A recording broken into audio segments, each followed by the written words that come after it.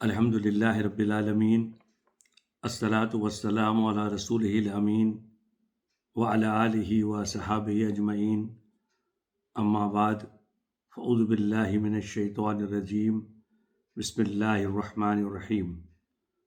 मोहतरम वडीलो, दोस्तों અને બહેનો, अस्सलामु अलैकुम वरहमतुल्लाहि वबरकातुहु। अल्लाह तालाના ફضલો કરમથી રમજાન મુબારકનો બરકતવાળો અને રહેમતવાળો મહિનો આપણને નસીબ થયો છે।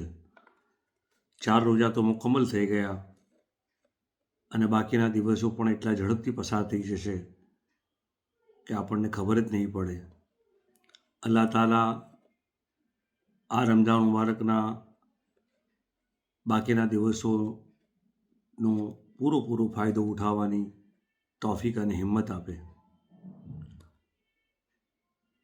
આ રમજાન મુબારકના મકસદને અનુરૂપ વિષય ઉપર આપણે ચર્ચા કરવા જઈ રહ્યા છે, રોજા અને તકવા। મનુષ્યને સંબોધન કરતા અલ્લાહ તાલા ફરમાવે છે, હે મનુષ્યો, બંદગી કરો પોતાના રબની, જેણે તમને પેદા કર્યા અને તમારાથી પહેલાંના લોકોને પેદા કર્યા। આશા છે કે તમારામાં તકવા પેદા થાય। સૂરે બકરા આયત નંબર 21। આ જ વાત અલ્લાહ તાલાએ કુરાનમાં રોજા વિશે પણ કહી છે। સૂરે બકરા આયત નંબર 183માં, હે ઈમાનવાળાઓ, તમારા ઉપર રોજા ફરજ કરી દેવામાં આવ્યા છે, જેમ કે તમારાથી અગાઉના લોકો ઉપર ફરજ કરવામાં આવ્યા હતા। આશા છે કે તમારામાં તકવા પેદા થાય। મોહતરમ વડીલો, દોસ્તો અને બહેનો, ટૂંકમાં કહેવામાં આવે તો તકવા અલ્લાહનો ડર એ શક્તિ અને ઉર્જાનું નામ છે, જેનાથી ઈરાદાઓ મક્કમ બને છે, જેનાથી સાચા અને ખોટાનું ભાન થાય છે, જેનાથી હિંમત અને સાહસ વધે છે, જેનાથી તમામ વસ્તુઓ કાર્યોથી રોકાઈ જવાનું સાહસ પેદા થાય છે, જે ખોટા, ખરાબ અને પરિણામની દ્રષ્ટિએ તદ્દન નકામા છે। આ શક્તિ, આ ઉર્જા આપણે પ્રકૃતિમાં અલ્લાહ તાલાએ મૂકી દીધી છે।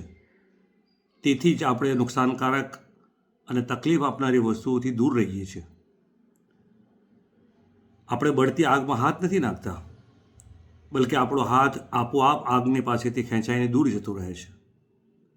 આપણું બાળક ભૂલથી આગના નજીક જતું રહે તો આપણે બેચેન થઈને રપકીએ છીએ કે કોઈ પણ રીતે તેને બચાવી લઈએ। કેમ? એટલા માટે કે આપણને એ વાતનો વિશ્વાસ છે કે આગમાં આપણો હાથ બળી જશે, આગ બાળકને બાળી નાખશે। આ દુનિયાની આગ છે, આ આગનો તકવો છે, આ આગનું નુકસાન આપણા અનુભવમાં છે, તે આપણી આંખોની સામે છે। તેથી તેનાથી બચવાની ક્ષમતા આપણામાં આટલી શક્તિશાળી છે। મોહતરમ વડીલો અને દોસ્તો, એક બીજી પણ આગ છે। આ આગ ઈમાન અને અમલ તથા અખલાક અને કિરદારની ખરાબીઓથી ભડકે છે। કયા રસ્તાઓ પર ચાલવાથી દુનિયા અને આવનારી દુનિયામાં અલ્લાહ તાલાની આગમાં પડવું પડે અને બળવું સંભવ છે, એ જ વાત કુરાન મજીદ આપણને બતાવે છે। તે આપણને સચેત કરે છે કે આ રસ્તાઓ નજીક પણ ન જશો, આ આગથી બચો। સત્યના ઇનકાર અને નાફરમાનીની આગ, જૂઠ, જુલ્મની આગ, હરામ માલ અને બીજાઓના હક મારવાની આગ અને તેમને નુકસાન પહોંચાડવાની આગ, આવી કેટલીય આગ છે। આ આગને આપણી આંખો નથી જોતી, તેનો કોઈ અનુભવ પણ આપણને નથી, અને આ આગમાં હાથ નાખીને આપણે તેનાથી બળવાનો સ્વાદ તરત જ અને તાત્કાલિક અહેસાસ નથી થતો। જો આવો જ વિશ્વાસ આપણને એ વાત પર થઈ જાય કે જૂઠ બોલવાથી આપણે જીભ આગમાં બળી શકે છે, હરામ માલ ખાવાથી આપણે આપણું પેટ આગના અંગારાઓથી ભરી રહ્યા છીએ, અથવા હરામ રસ્તા ઉપર ચાલવાથી આગ આપણું ઓઢવાનું, બિછાવવાનું અને ખોરાક પાણી બની જશે, તો પછી નિશ્ચિતપણે આપણા હૃદય અને શરીરમાં એ શક્તિ અને ક્ષમતા અને ઉર્જા પેદા થશે, જે આપણને આવા કાર્યોથી રોકવામાં સફળ બનાવશે। મોહતરમ વડીલો, દોસ્તો અને બહેનો, અલ્લાહ તાલાથી દુઆ છે કે રમજાન મુબારકના રહેમતો અને બરકતવાળા આ મહિનામાં આ તકવાનો ગુણ આપણામાં પેદા થાય, તેની સમજ આપણને આપે, જેથી કરીને આવનારી મુસીબતોનો સામનો આપણે મક્કમતાથી કરી શકીએ. એક બીજી અગત્યની વસ્તુ છે કે અલ્લાહ તાલાએ આ જ મહિનામાં કુરાનને અવતરિત કર્યું, જે સમગ્ર માનવ જાતિ માટે હિદાયત છે. આપણી સૌપ્રથમ જવાબદારી છે કે આ કુરાન મજીદને આપણે સમજીને પઢીએ,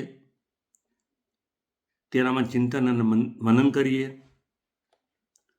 અને અલ્લાહ તાલા આ કુરાન દ્વારા આપણામાં જે સલાહિયતો પેદા કરવા માગે છે તેના માટેની ભરપૂર કોશિશ આપણે કરીએ. અલ્લાહ તાલાથી ફરી દુઆ છે કે આ રમઝાન મુબારકના જે પણ દિવસો બાકી રહ્યા છે તેનો ભરપૂર ફાયદો ઉઠાવવાની